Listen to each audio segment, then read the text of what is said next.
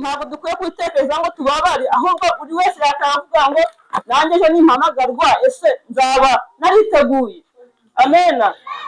Tugomba kumva uyu munsi no kugira ngo nk'ibi ngibi nabibaye ufata akanya witekerezeho uvuge ngo nanjye nimpamagarwa nzaba nariteguye. Amena. Reka rero twumve ijambo ry'Imana dusanga muri Yohani 11 gasoma 17 tugeze kwa 43. Yesu agezeyo basanga Lazaro amaze iminsi 4 mu mva. Kuva i Betaniya kugera Yerusalemu hari nk'intera y'amasitadi 15. Hari haje abayahudi benshi kwa Marita na Mariya kubahoza urupfu rwa musaza wabo. Marita yumvise ko Yesu aje ajya kumusanganira. Mariya we asigara imuhira.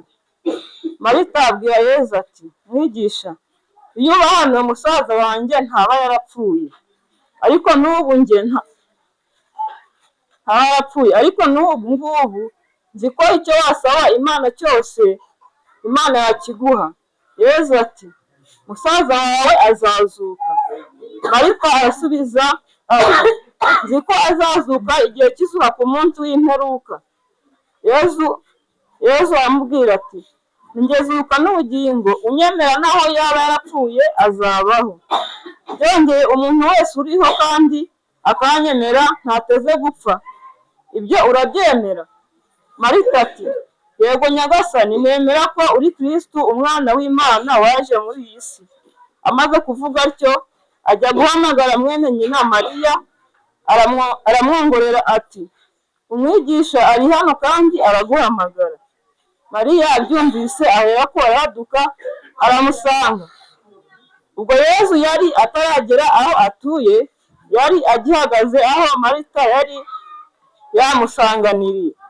Nuko abayahudi bari kumwe na Mariya mu nzu baje kumuhoza, babonye abadutse agenda baramukurikira bibwira ko agiye kuririra ku mva. Mariya ageze aho Yesu yari ari ngo amukubite amaso, aramupfukamira ati, Nyagasani, iyo uba hano musaza wanjye ntaba yarapfuye.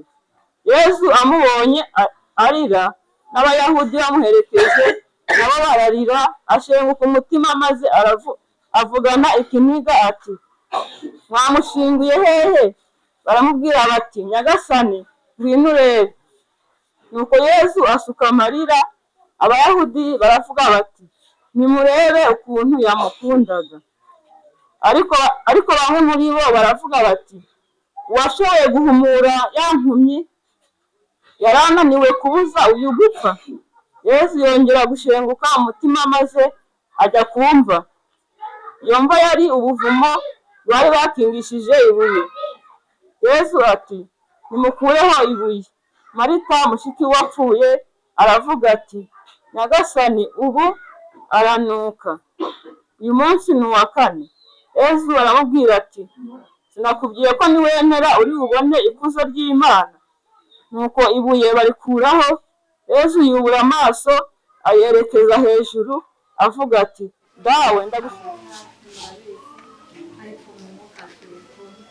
Mbere yo kuvuga icyo yantumye, reka dusome ijambo ry'Imana riri mu Byahishuwe ibice 14, turasoma kuva ku murongo wa 12.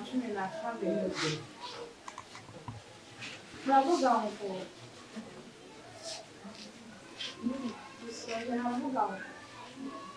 aho niho kwihangana kw'abera bitondera amategeko y'Imana bakagera kwizera nk'ukwa Yesu.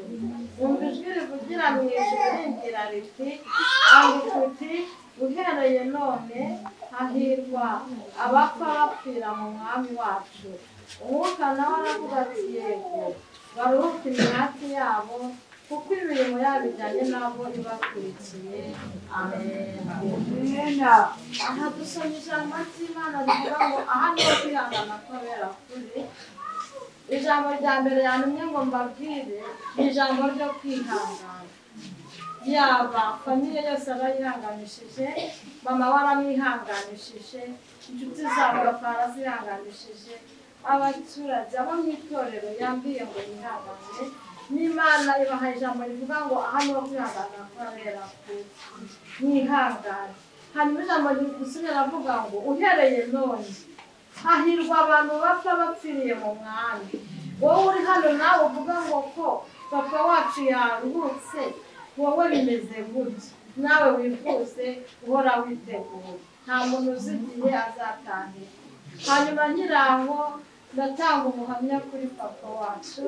Ndi umuntu wavuganye nawe bwa nyuma, ariko ikintu nshimira Imana ni uko nubwo twavuganye nabashije guhishurirwa yuko atari bukire, mbasha kumwihanisha cyangwa se kumwatuza. Ndashimira Imana ko ubukingo twabubonye bwe kuko ntaramwatuje. Ibyo byose ndamubwira gutya vuga gutya arabikora arangije duhamya guhamya yuko yabaye umugeni kuko twavuganye ikindi Yarisa yantumye yabashimiye mwese uburyo mwabatabaye, kandi yambwiye ngo yakundaga papa we cyane, yabaye umubyeyi ngo arabarera, ntiyabaririye ku nzira, yarabitangiye, yabanye nabo, yabanye neza n'abana, abana nabo neza na mama wabo. Ngo papa we mbabwire ko yari umubyeyi w'imfura, ngo yamukundaga cyane, ngo yari inshuti ye, yari umubyeyi we akaba n'inshuti ye ndetse inshuti ye cyane. Ngo kandi namwe mwese ndabakunda kandi muzakomeza kubakunda, ndetse ngo azahora yibuka papa we, namwe azahora yibuka.